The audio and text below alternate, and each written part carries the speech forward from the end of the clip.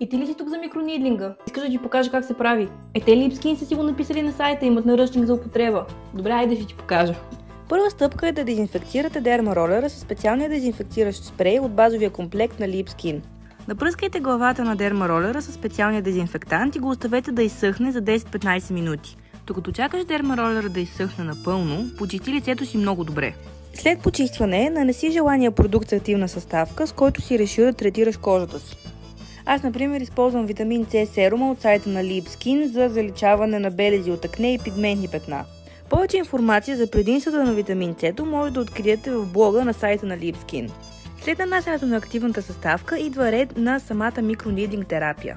Вземи дермаролера и премини от 6 до 8 пъти във всяка посока и всяка зона от лицето си.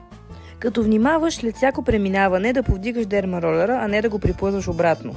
Терапията не трябва да се усеща дискомфортно или да боли.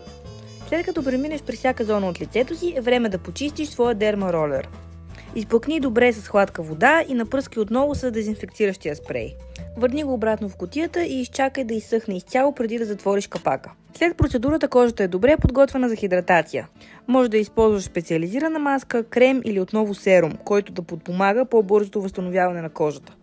На мен лично любимото ми нещо след микронидлинг терапия е тази маска, която ви показах.